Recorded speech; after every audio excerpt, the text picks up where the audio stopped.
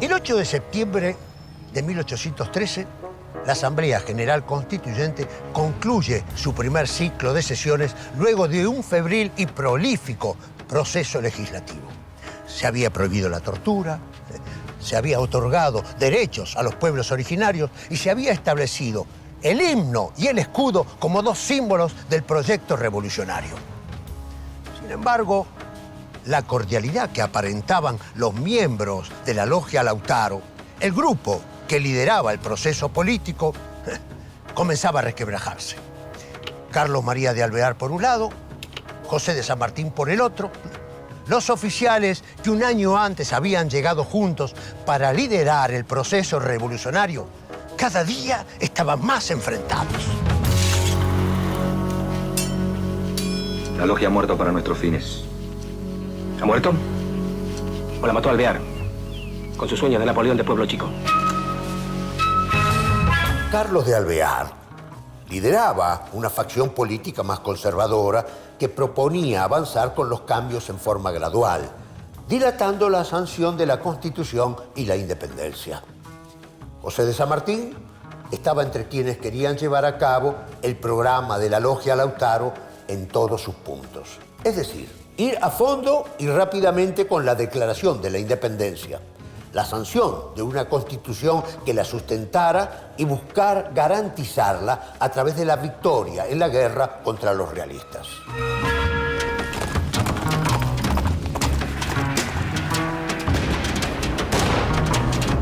Por motivos que nunca fueron del todo esclarecidos, la corriente de Alvear efectivamente le ganó la interna a San Martín y quedó a cargo de los destinos de la Asamblea.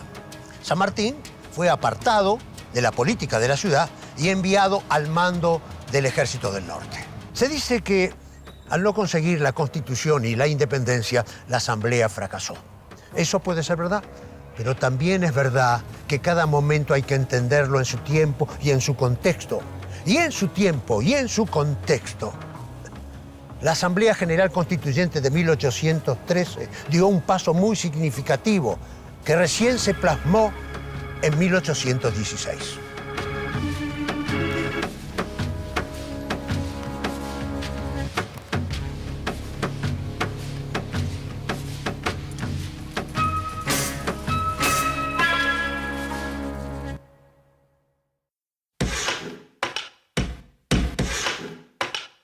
De pronto es importante a veces caer en un pozo para después el empujón sea más importante.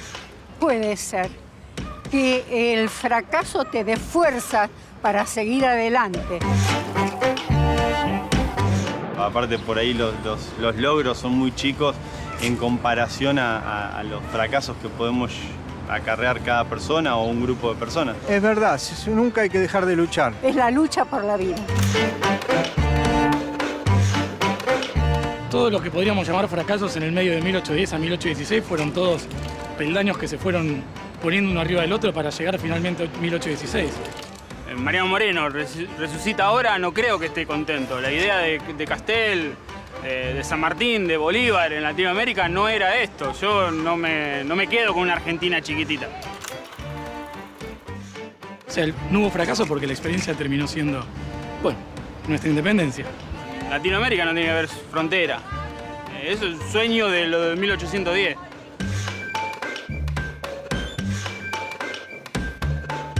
Yo creo que todo es un proceso. Si bien puede ser que venga una acumulación en un periodo, pero tranquilamente puede ser de un día para otro. Puede ser un estallido, una revolución puede ser un momento instantáneo. No, son procesos más largos, sí. Son procesos más largos. De un día para otro es muy difícil. Creo en la acción, porque si no, si el proceso... No, este es un proceso largo. No hay un mandrake que haga las cosas de la noche a la mañana.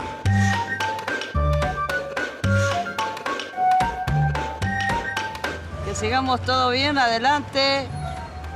Y viva Argentina todavía. Que haya más trabajo, más fuente de laburo. Así podemos labrar una patria más libre, más buena para todo el mundo. ¡Viva la Argentina!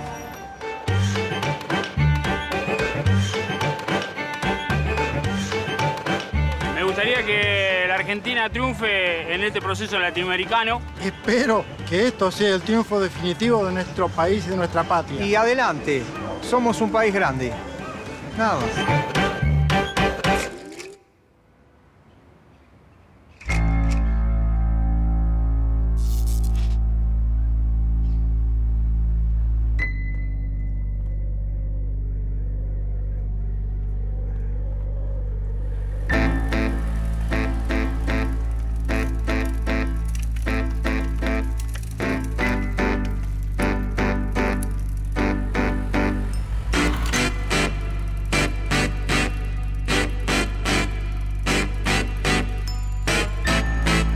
Varias medidas fundamentales aprobadas en un primer impulso inicial y alejado José de San Martín por diferencias políticas, la Asamblea General Constituyente entró en un periodo de estancamiento. Carlos María de Alvear logró imponerse como líder del proceso político y fue el gran promotor de que se estableciera un gobierno unipersonal. Era el inicio de lo que luego sería el poder ejecutivo centralizado en una sola persona. Alvear y su sector de la Logia Lautaro estaban interesados en los refuerzos militares. Equiparon a los ejércitos de pertrechos y tropas, reclutando esclavos a las filas. Esto ocasionó mucho malestar tanto en los sectores populares, que eran obligados a la guerra, como en los sectores acomodados, que veían disminuida la capacidad de trabajo de sus emprendimientos.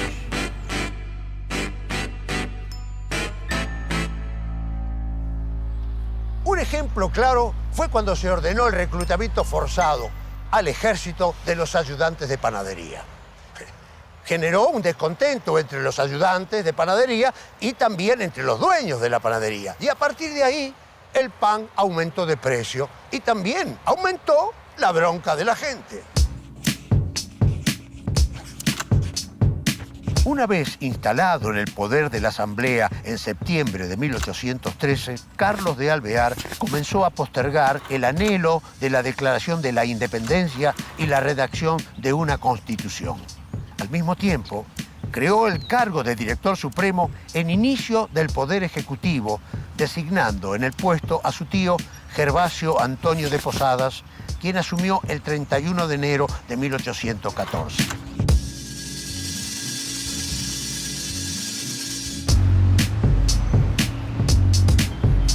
Hola, buenas tardes. Hola, ¿qué tal? ¿Cómo estás? Veo que está mirando. Este es el monumento de Alvear. Carlos María de Alvear, sí. Y que es uno de nuestros próceres. Es uno de los militares argentinos que actuaron en la época de la independencia. ¿Y el monumento en qué momento fue hecho? La iniciativa de este monumento a Carlos María de Alvear surge en 1908 y se promulga una ley, no se está con la ley, digamos, latente y se la incluye dentro de la ley del centenario. Y es esta idea de que el país necesitaba conformar o terminar de definir, digamos, un panteón nacional de héroes nacionales que significaran en el desarrollo de la historia desde la vida independiente hasta 1910, que era el centenario de la Revolución. Hay un mensaje ahí, un mensaje ideológico. Por supuesto, siempre. Todo monumento es yo lo llamo un constructo ideológico. Es una construcción ideológica porque se elige determinados personajes, determinado grupo social lo elige. Esto no quiere decir que no pueda haber otro grupo social que elija conmemorar a otro personaje.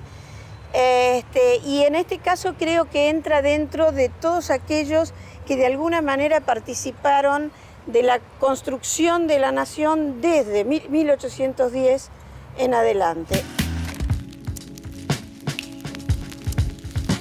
Fue encargado en 1912, pero recién se inauguró en 1926. ¿Qué significado tiene el hecho de que esté con la mano levantada, con el caballo además también, ¿no es cierto? El caballo al paso, digamos, sí. Dinámico. Bourdelle lo señala un poco como el gesto del general que frena, ¿no es cierto?, a sus tropas en la marcha. ¡Alto! Porque incluso en un momento la comisión le dice por qué no tiene el bicornio, que tiene San Martín y otros próceres, cosa que plásticamente a Bourdelle no le interesaba. Entonces un poco dice que es el general que está en medio de guiando en la batalla y que el bicornio se le voló. ¡Alto! En esa época, sobre todo, el monumento tenía un valor simbólico que hoy ha perdido. Entonces era una manera de instruir cívicamente a la adolescencia y a la niñez. O sea que en ese momento Alvear, bueno, en este caso tenía una importancia para esa sociedad, que por ahí no la tuvo después. Que no la tiene después, o que quizás el revisionismo histórico después vio la figura desde otro lugar. Lo que pasa que esto tiene que ver con toda la mentalidad del centenario de 1910, el centenario de la Revolución de Mayo. De rescatar a todos, es decir, había un sentimiento de deuda patriótica. Y entonces en la ley del centenario se estipula una cantidad de monumentos, entre los cuales está que ya tenía una ley anterior. Se considera que, bueno, que todos estos personajes merecían ser honrados y demás.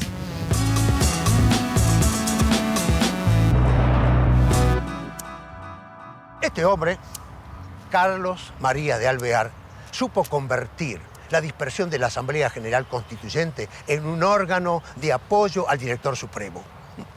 Y tanto fue así que en enero de 1815 reemplazó a su tío, Gervasio Posadas, en el cargo, quedando todo bajo su control. Ante el avance español por la reconquista de América, Alvear comienza a buscar alguna dinastía europea que quiera venir a gobernar estas tierras.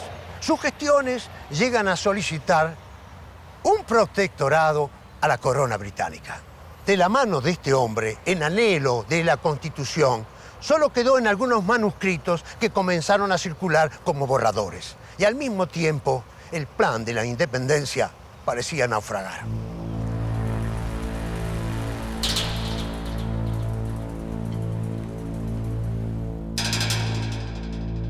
La concentración inconsulta del poder y la insensibilidad al descontento popular irían complicando la situación interna, configurando un cuadro de crisis política en el que se sumaban el enojo de los sectores populares urbanos y rurales y las fricciones con las provincias. En abril de 1815, un levantamiento con apoyo de las provincias y agitación callejera en Buenos Aires obligó a Alvear a renunciar y a exiliarse. La revolución quedó envuelta en un caos político y sin rumbo firme, algo que le costaría volver a encontrar. Finalmente lo haría, pero en un marco mucho más moderado, en el Congreso de Tucumán de 1816.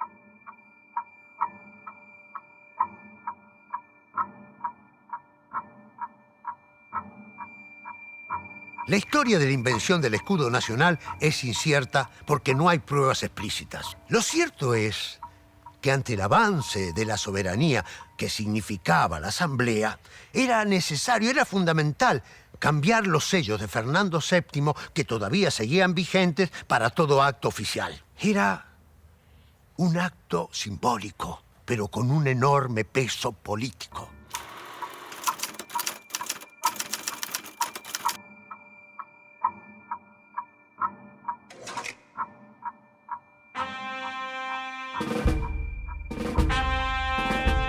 La Asamblea General Constituyente ordena que el Supremo Poder Ejecutivo use el mismo sello de este cuerpo soberano.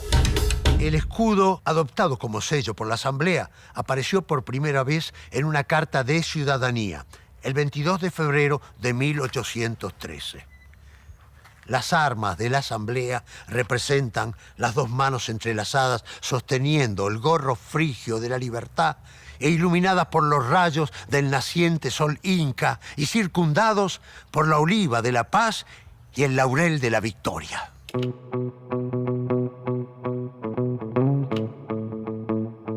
La imagen del sol que corona el escudo está vinculada con el mito solar de regeneración.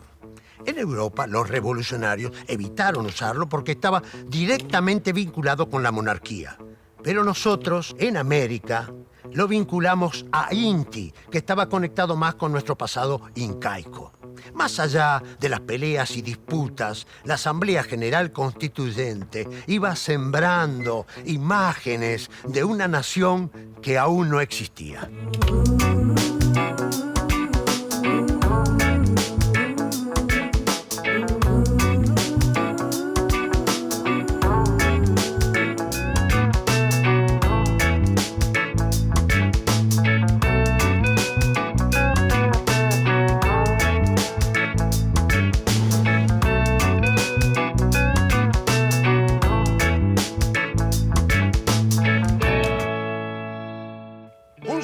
Nuevo para una nación nueva. El gorro frigio que habla de la libertad.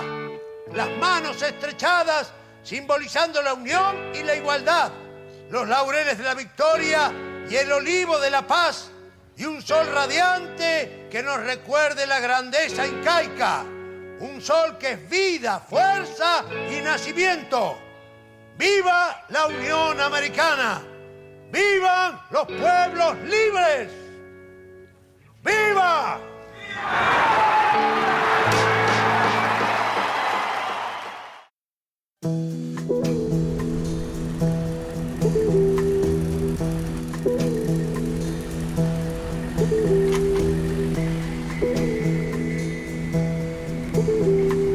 Más allá de la evaluación que muchas veces se hace de la Asamblea en relación a sus objetivos concretos, es importante tomar nota, entre otras cosas, que en su seno alojó el inicio de disputas que marcaron la vida política de la primera mitad del siglo XIX en el territorio rioplatense.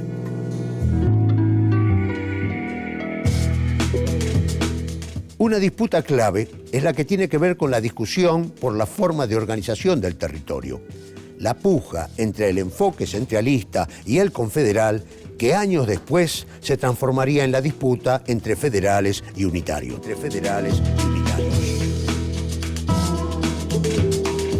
Este enfrentamiento de dos modelos por la organización del territorio no cesó luego de la clausura de la Asamblea Constituyente en 1815, sino que allí recién empezó.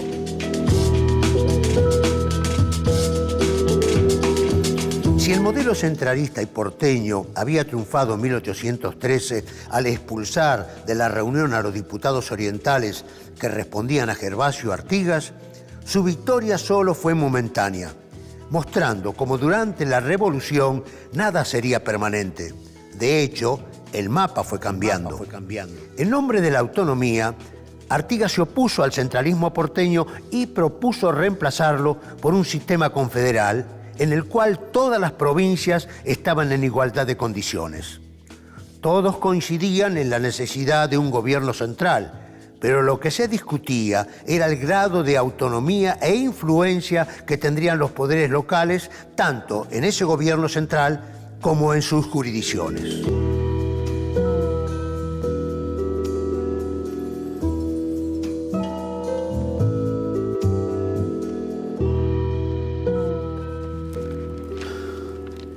La concentración de poder en la figura del director supremo hizo que a los centralistas se los llamara directoriales, mientras que a los federales o confederales siempre tuvieron ese nombre a partir de la difusión de las instrucciones de Artigas a los diputados. Esta postura se convirtió rápidamente en una alternativa frente al modelo porteño y cada vez ganó más adeptos. Los porteños han hecho mucho mal a las provincias. Con los porteños ni a misa decimos por Corrientes. Y por La Rioja. Y por Córdoba también.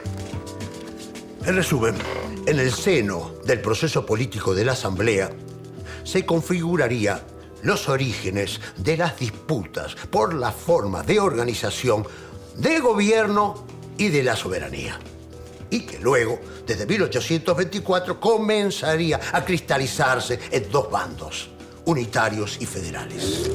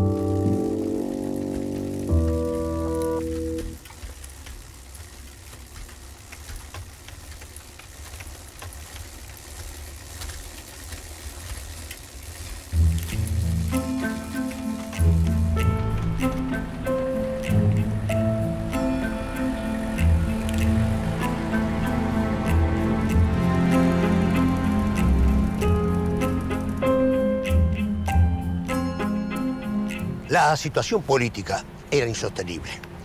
La Europa monárquica se había restituido, fortalecida por la Santa Alianza.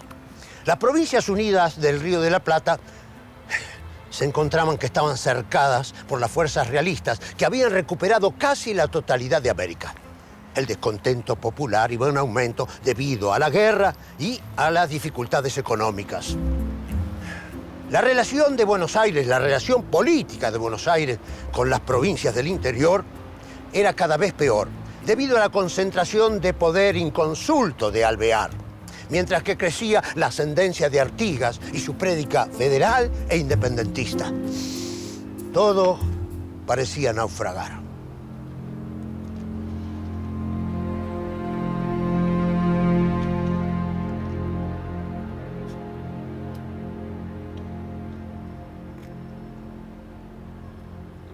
De alguna manera, el poder central se rehízo. Se lo desplazó a Alvear, que se fue al exilio, y se nombró un nuevo gobierno que llamaría al Congreso de Tucumán como una señal clara de acercarse a la gente del interior, de tener un diálogo con la gente del interior. Pero también se renovaba la voluntad de independencia.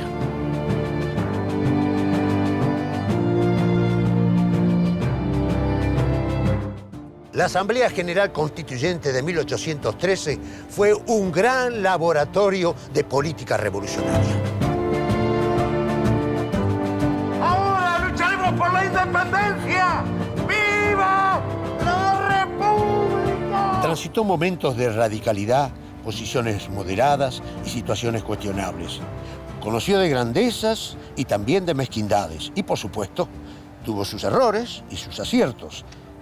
Pero sobre todo, fue la posibilidad concreta de comenzar a modificar la vida de los habitantes conquistando derechos sociales. Sí, juro. La Asamblea General Constituyente de 1813 fue un avance significativo que ya nadie podía negar.